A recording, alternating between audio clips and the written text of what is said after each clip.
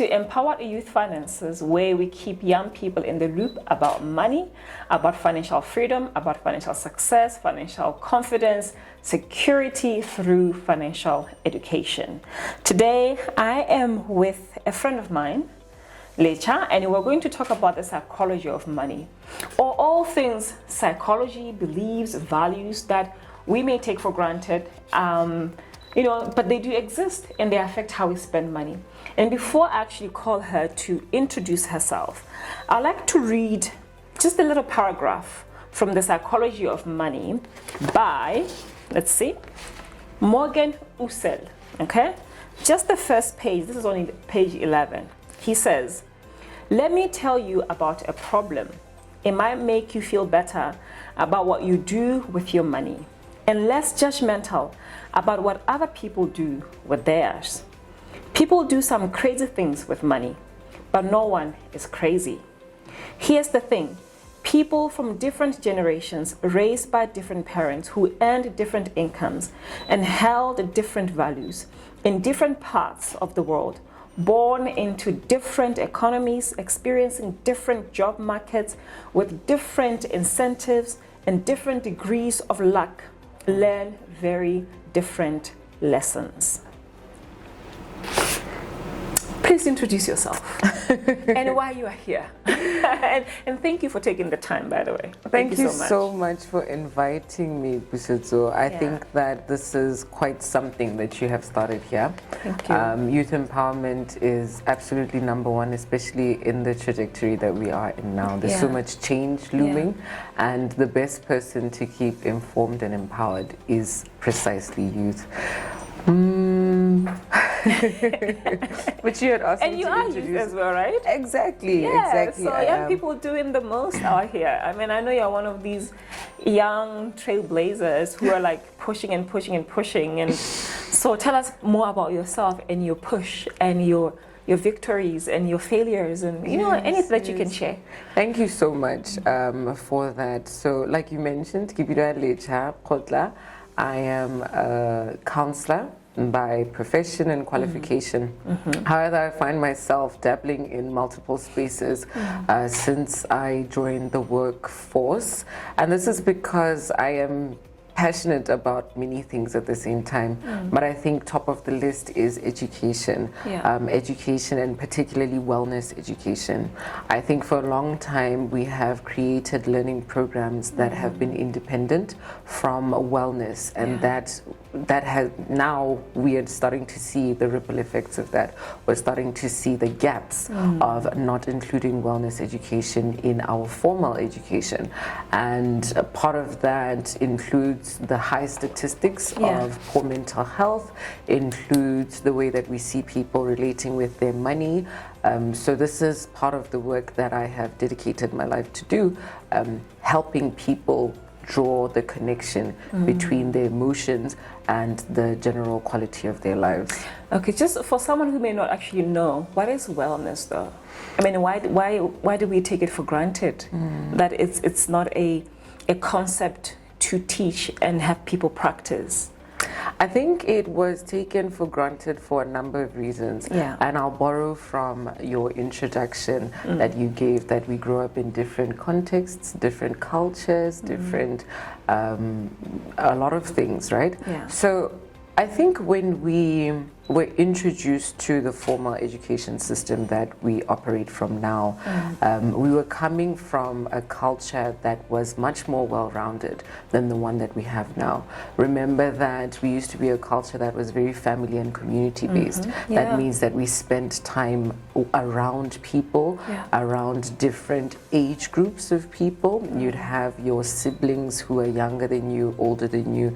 You'd have bomalome, mama, you relate with them on a different level. Then you have your parents, and then you have wisdom from your grandparents. So I don't so much think that we took it for granted. However, I feel like I think that, I think it's more formal. Yeah. I think that when we changed systems, we didn't realize that we were moving away from something that we really, really needed. Yeah. But wellness is basically the ability to cope well with life's challenges, circumstances.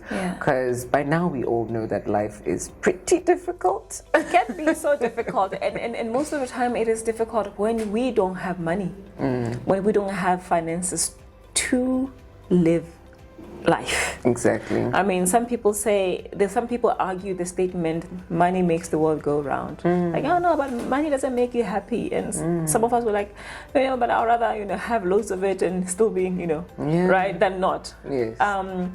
And we called you actually today, and thank you for your introduction. So I can, and obviously, we can connect the dots as to why we can even link money to wellness, or link money to any mental health, link money to our physical health, link money to our spiritual health. So with that in mind, can you just talk to us about money beliefs that we may have, money values or principles that we may have that may shape our relationship with money, or that is shaping our relationship with money? Whatever you have observed as a counselor, what have you observed in our society when it comes to the beliefs we have and how they affect our relationship with money? I think there's lots of codependency in individual relationships with money.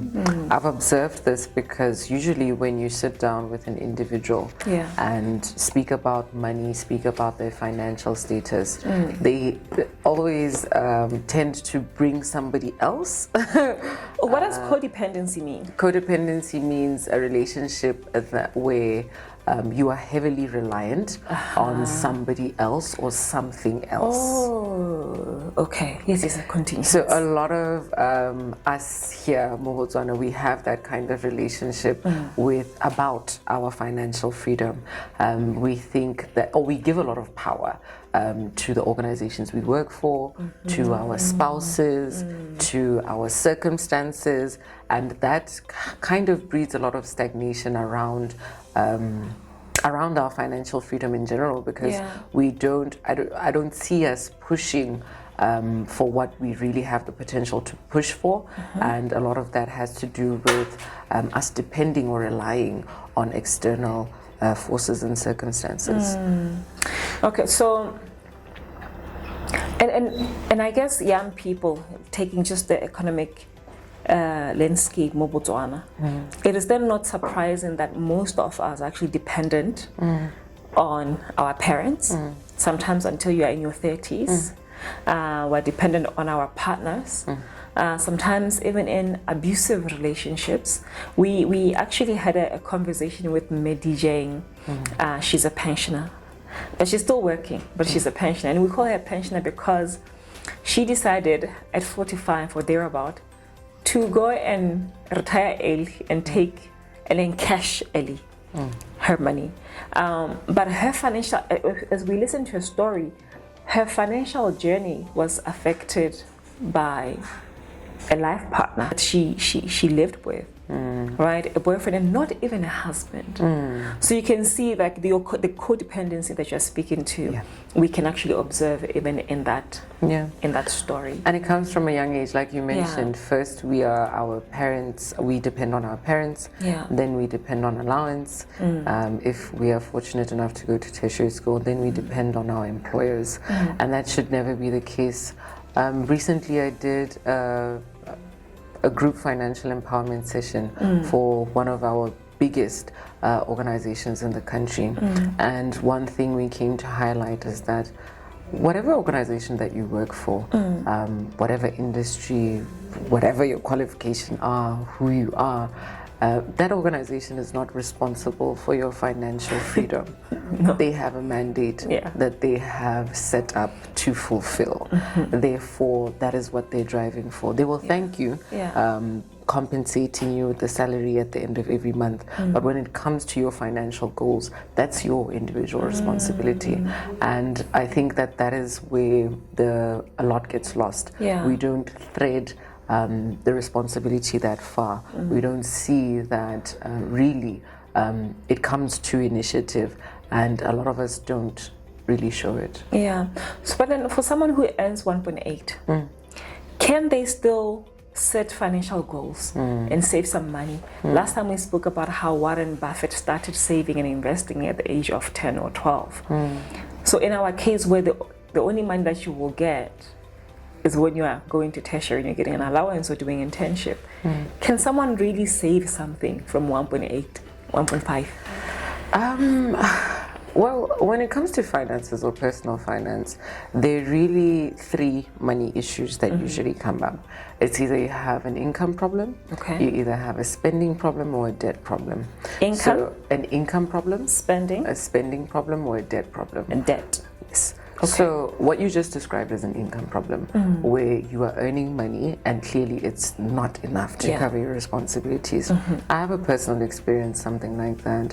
When I was younger, or all my life, I've always been quite enterprising, curious about business, and just, I don't know how, but I kind of understood the power of money from a really young age. Yeah. I knew that money is very empowering from a young age. Yes. I remember when I was in primary school, I have an older sister and we used to receive the same amount of pocket money. So one time our mom picked us up from grandma's house, and she lives in extension 10, so there's that complex where Pick and Pay is now. It used to be Score. South Ring. Yes. Yes. South Ring Mall. Yeah. It used to be Score. So I got out of the car. They've always had Pep in the corner there. It's still there now. Yeah. And I got out of the car and I went to buy myself a box of pencils. And when I got back in the car, my sister complained to say, "Where's mine?" Thinking that I had been given money by mom, but I had saved the money for myself. I digress though. I wanted to get to this experience.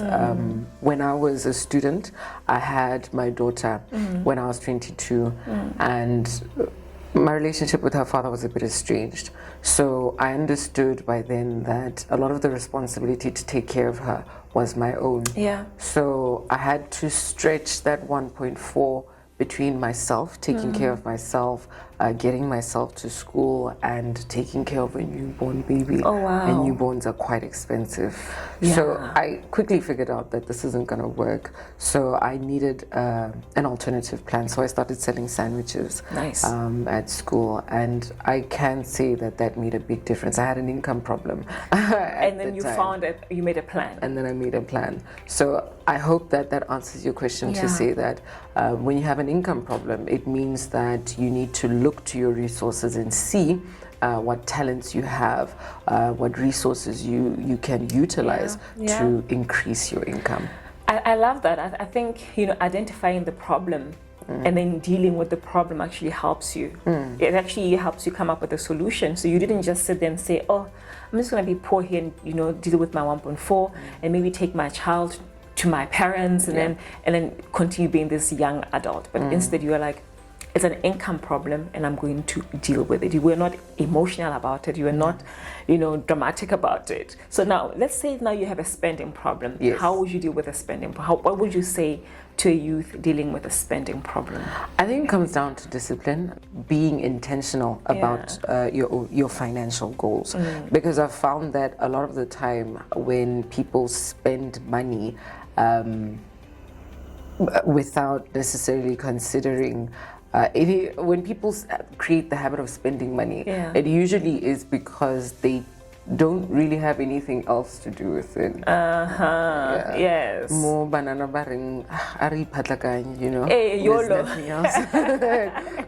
Someone actually was saying that if you don't have plans for your money, you are going to finance the brilliant ideas of your friends, brilliant ideas of your family members, and some not so brilliant ideas of just of life, the business of people yourself, around of the you. business people around you. Yeah, before we continue, let's just take a quick break and then we continue our conversation. Great stuff. Yeah? Cool, we'll be right back.